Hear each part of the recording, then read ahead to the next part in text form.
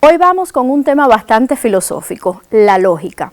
En muchas ocasiones escuchamos decir, esto tiene lógica, esto no tiene lógica para nada. Yo recuerdo que eso, lógica, era una asignatura que se impartía en los tiempos de mis abuelos, porque a ellos se los escuché decir bastantes veces.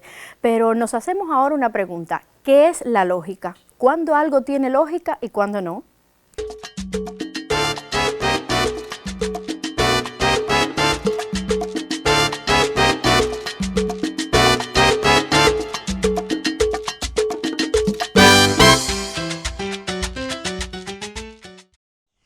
Además de haber escuchado en ocasiones anteriores a los que tienen mucho conocimiento, vasta experiencia, hemos consultado diversos diccionarios donde se plantea que la lógica es una parte de la filosofía que estudia las formas y principios generales que rigen el conocimiento y el pensamiento humano, que esto está considerado puramente en sí mismo sin referencia a los objetos.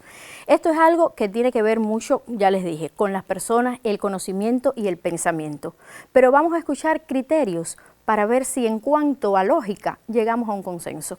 Primeramente hay que mencionar que la lógica es una palabra, ya como palabra que todo el mundo menciona.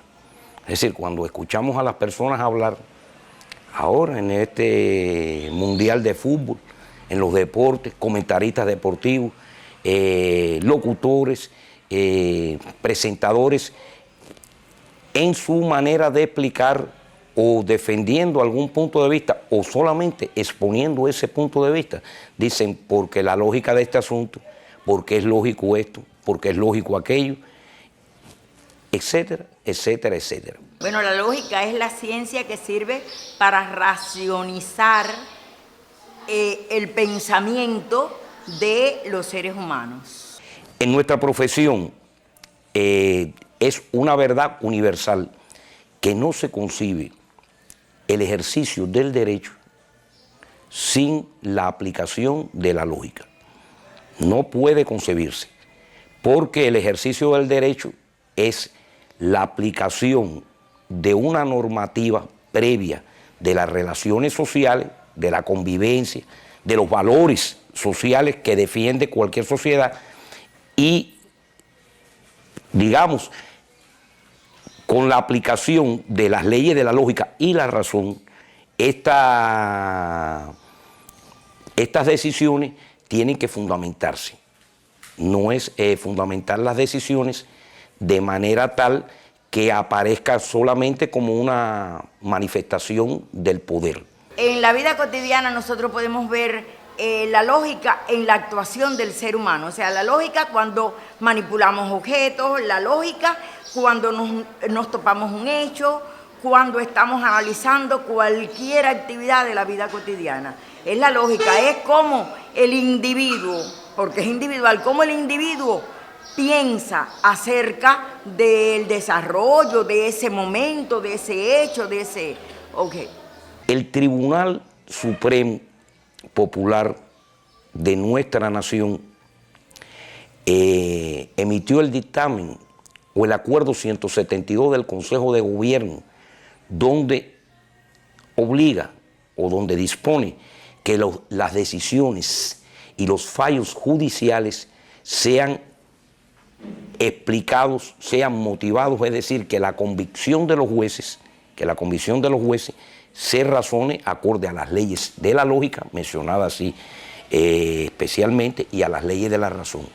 En eso, nuestro sistema judicial, también el de todas las naciones de corte romano-francés, explico, es decir, España, Portugal, México, Brasil, este tipo de naciones que no pertenecen a lo que se llama derecho continental o common law, que es desgraciadamente el que la gente más ve en las películas.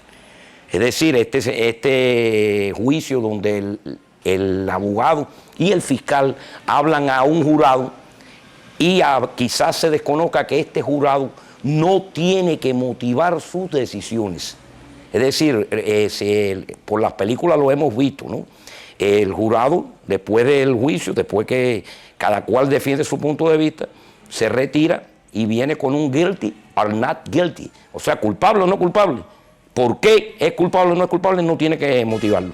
Miren una ventaja y algo que ha traído el Tribunal Supremo nuestro a nuestra decisión.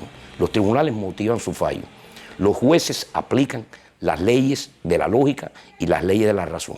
Ahora, el problema es cuáles son las leyes de la lógica y las leyes de la razón. Bueno, yo voy a poner un ejemplo de algo con mis niños, que son niños de esta edad, como ustedes saben, preescolar.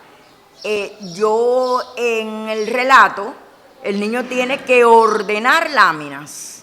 Él observa varias láminas, ve lo que ocurre, observa lo que ocurre en todas las láminas y luego el niño tiene que decirme, de acuerdo con lo que él observa en las láminas, qué ocurre primero, qué ocurre después, de acuerdo con su lógica.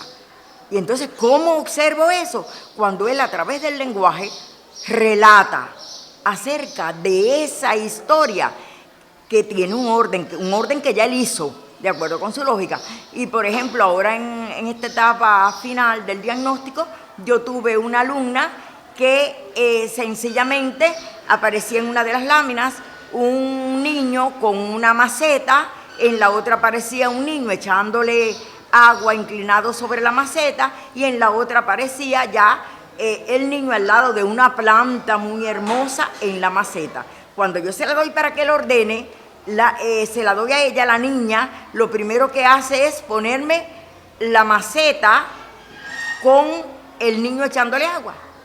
Lo segundo que tuvo en cuenta, que ordenó de acuerdo con su lógica, es el niño con la mano extendida y se observaban unos granitos, que yo lo hice concibiendo que eran semillas que el niño debía sembrar.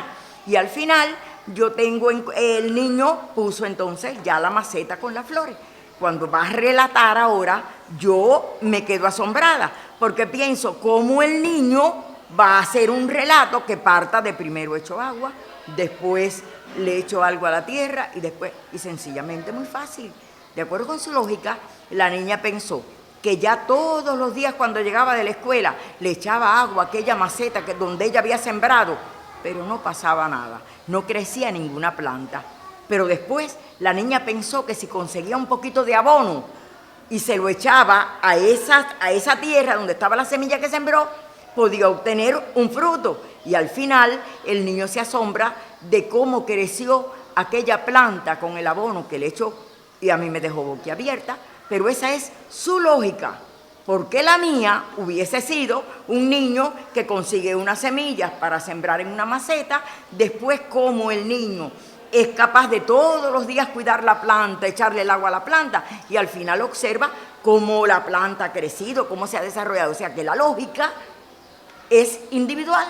Porque tenemos una dificultad histórica fundamentalmente en nuestro país, ¿dónde se estudia la lógica?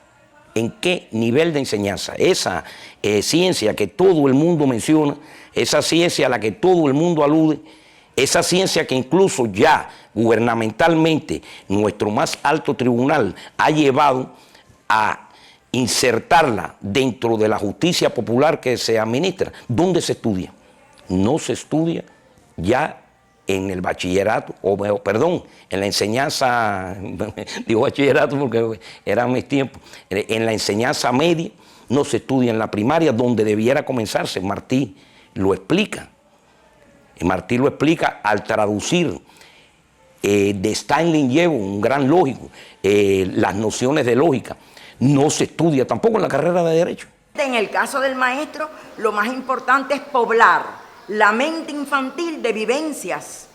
Yo transito por las calles de Bayamo con mis alumnos, pero es que voy hablando, voy de todo lo que veo, del constructor que está trabajando, con qué materiales lo hace, cómo lo logra, en el jardín del parque, cómo se siembra la planta, no puedo pasar por al lado de un suceso, de un hecho, de cualquier naturaleza, que yo no pueda explicarle a los niños, que no pueda llevarle a que él piense. Claro, después él en su individualidad, en su vida cotidiana, es capaz de ir aplicando todo eso que él va pensando, todo lo que él ha llegado a concebir de lo que le rodea. Y cuando usted habla con cualquier abogado dice, no, el derecho es la lógica misma. y esto trae una confrontación. Las razones de esto son disímiles, pero un poco hunden sus raíces en el reduccionismo que sucedió en el llamado campo socialista de Europa del Este. Es decir, a raíz de la dialéctica marxista, y por interpretaciones reduccionistas de esta dialéctica marxista, un poco que al parecer se tildó a la lógica, la llamada lógica formal, esa lógica que descubrió, no, que aplicó Aristóteles, que esa lógica se vino un poco a menos y se hablaba de las leyes los cambios cuantitativos a cualitativos, la negación de la negación, etcétera, y un poco que llegó a traducirse como que esta lógica había desaparecido. Sin embargo, es una lectura muy insuficiente de lo que escribió el mismo Marx y sobre todo Engels, donde hablaban de las leyes de la dialéctica, y las leyes de la dialéctica son inaplicables sin el conocimiento y sin la aplicación previa de las leyes de la lógica, llamémosle lógica formal. Bueno, me parece que esta no es la manera más lógica de despedir el programa, así que yo le pido por favor al editor que me lleve a la forma habitual de comunicación. Ya, llegamos a lo que es lógico entonces para nosotros en este programa. Les digo que concluyendo, así haciendo una síntesis que nunca vamos a terminar con este tema de la lógica, qué es lógico y qué no es lógico, pero podemos decir que la lógica es un método o razonamiento en el que las ideas o la sucesión de los hechos se manifiestan o se desarrollan de una forma coherente sin que haya una contraposición entre ellas. Hemos estado escuchando diversos criterios de especialistas, lógicamente buscando consensos.